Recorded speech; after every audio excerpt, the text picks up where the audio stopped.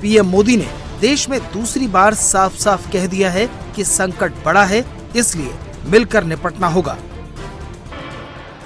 दुनिया लगातार अस्थिर परिस्थितियों से गुजर रही है। पहले कोरोना का संकट, फिर वैश्विक आर्थिक चुनौतियां और अब पश्चिम एशिया में बढ़ता तनाव। इन सारी परिस्थितियों का असर लगातार पूरी दुनिया पर पड़ रहा है और भारत भी इससे अछूता नहीं है। अगर कोरोना महामारी इस सदी का सबसे बड़ा संकट थी, तो पश्चिम एशिया में युद्ध से बनी परिस्थितियां इस दशक के बड़े संकटों में से एक है। जब हमने मिलकर कोरोना का मुकाबला कर लिया, तो इस संकट से भी अवश्य पार पा जाएंगे। फरवरी के आखिरी हफ्ते में शुरू हुआ अमेरिका और ईरान का संघर्ष अभी भी अपने अंजाम पर नहीं पहुंचा है। इसकी वजह से होर्मुज स्ट्रेट से सप्लाई 95% तक कम हो गई है। जहाज अटके पड़े हैं।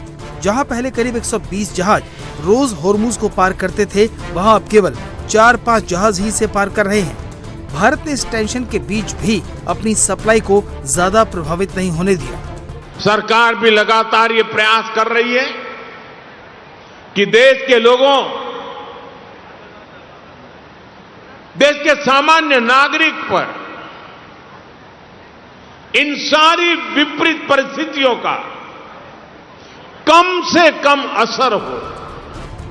भारत अपनी जरूरत का 90% तेल इंपोर्ट करता है। 2 महीने से होर्मुज स्ट्रेट बंद है। क्रूड की कीमत करीब 50% बढ़ चुकी है। कतर पर ईरान के हमले की वजह से एलएनजी की सप्लाई ठप है। अरब देशों से फर्टिलाइजर और दूसरे पेट्रोकेमिकल प्रोडक्ट्स का एक्सपोर्ट करीब बंद है। इसलिए इन सब चीजों के दाम दुनिया भर में बढ़ रहे हैं। भारत दुनिया भर से 775 अरब डॉलर का इंपोर्ट करता है, जिसमें 135 बिलियन डॉलर का कच्चा तेल आता है, 72 बिलियन डॉलर का सोना, 18 से 19 बिलियन डॉलर का खाने वाला तेल और करीब 18 बिलियन डॉलर की खाद इंपोर्ट करता है। ये बिल अब देश के हालात पर भारी पड़ रहा है। पीएम मोदी ने ऐसे वक्त में अपील की है जब भारत का विदेशी मुद्रा भंडार मजबूत स्थिति में है और लगभग 690 से 703 अरब डॉलर के बीच उतार चढ़ाव कर रहा है। लेकिन अमेरिका और ईरान के बीच समझौते को लेकर जिस तरह के हालात बन रहे हैं, उसे पीएम मोदी ने भांप लिया है। इसलिए देश को तैयार किया जा रहा है। मेरी देश के हर नागरिक से अपील है, जहां संभव हो पेट्रोल डीजल का उपयोग कम करें।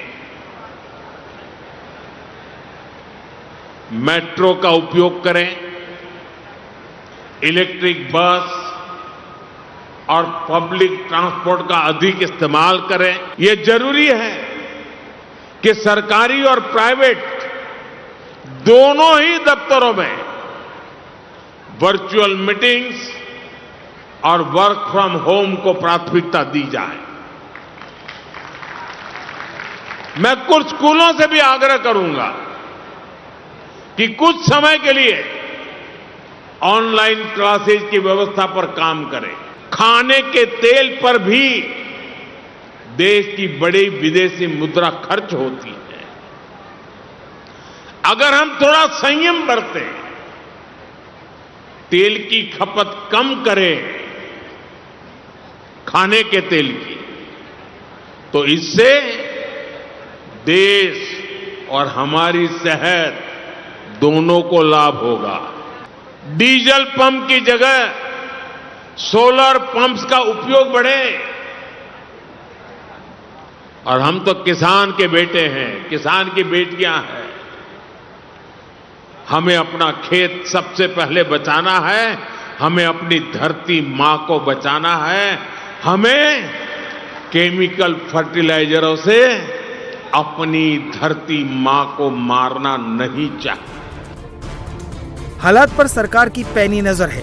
रक्षा मंत्री राजनाथ सिंह की अगुवाई में एम्पावर्ड ग्रुप ऑफ मिनिस्टर्स का गठन किया गया है। सोमवार को जीओएम की 5वीं मीटिंग हुई। इसमें राजनाथ सिंह के अलावा petroleum minister Hardeep Puri, health minister JP Nadda, shipping minister Sarbananda Sonowal, parliamentary affairs minister Kiren Rijiju और उनके विभागों के सचिव शामिल हुए। मीटिंग के बाद मंत्रियों ने भरोसा दिलाया है कि सरकार जरूरी सामान की सप्लाई नॉर्मल रखने के लिए हर मुमकिन कदम उठा रही है। We have seen in other countries where the prices have gone up significantly, but we have been able to maintain it so far because of the very well thought through policies that our government and our Prime Minister have executed so far.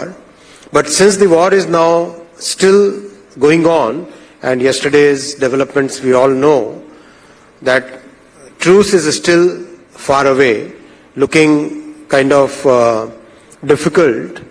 So that's why it's very important that we as citizens also play our role in this entire effort. प्रधानमंत्री ने विदेशी मुद्रा बचाने के लिए आम जनता से appeal की तो विरोधी दलों ने मोदी पर हमला बोल दिया। कांग्रेस, समाजवादी पार्टी, आम आदमी पार्टी और आरजेडी से लेकर ममता बनर्जी की पार्टी तक लगभग सभी विपक्षी दलों ने सरकार को घेरना शुरू कर दिया है। राहुल गांधी ने पीएम मोदी पर जिम्मेदारी से पल्ला झाड़ने का आरोप लगाया तो अखिलेश यादव ने मोदी की अपील को चुनाव से जोड़ा। विपक्ष के नेताओं ने कहा कि प्रधानमंत्री को पार्लियामेंट का सेशन बुलाकर ग्राउंड रियलिटी बतानी चाहिए। ये अगर सब करना था तो ऐसा क्या हुआ एकदम से, क्योंकि युद्ध तो चल रहा है 2-2.5 महीने से और जहाँ तक तेल के दाम है वो भी लगभग अब स्टेबलाइज हैं, लेकिन एकदम से ऐसा क्या हुआ, क्या हमें पूरी जानकारी है, क्या कुछ छुपाने की कोशिश की जा रही है। लेकिन एहतियात बरतने के लिए जो इतना सुझाव दिया गया और सीरीज बोली गई है उसमें कि वर्क फ्रॉम होम करना है, सोना नहीं खरीदना चाहिए और बहुत बचत करनी है, फलाना फलाना, तो ये एकदम से जो बोला है, आउटबर्स्ट हुआ है, एकदम चुनाव खत्म होने के तुरंत बाद क्यों बोला गया, बड़ा सवाल पड़ता है। और सच्चाई सबके सामने आनी चाहिए, संसद को कॉन्फ्रेंस में लेना चाहिए, ऑल पार्टीज को बुला के चर्चा करनी चाहिए, तो फिर मुझे लगेगा कि बड़ा सार्थक होगा उनका जो उन्होंने कहा है। राहुल गांधी भारत की पॉलिटिक्स के सबसे रिजेक्टेड माल है, rejected by all, rejected always, rejected in every state. तो मुझे ऐसा लगता है कि ये जो लोगों ने रिजेक्ट किया हुआ माल है, डेमोक्रेसी में जिसको लोग एक्सेप्ट करते हैं वही महत्वपूर्ण होता है। तो ये जो रिजेक्टेड और डिजेक्टेड इस प्रकार के राहुल गांधी है, इनको आप महत्व देते हैं, हम इनको महत्व देते नहीं है। देश मोदी जी के साथ खड़ा है, देश मोदी जी के पीछे खड़ा है, देश बार बार मोदी जी को आशीर्वाद देता है। इन हालातों के बीच अमेरिका ने कहा है कि अगर होर्मुज में जहाज यूं ही फंसे रहे तो उन्हें निकालने के लिए अमेरिका घातक उपाय शुरू कर सकता है।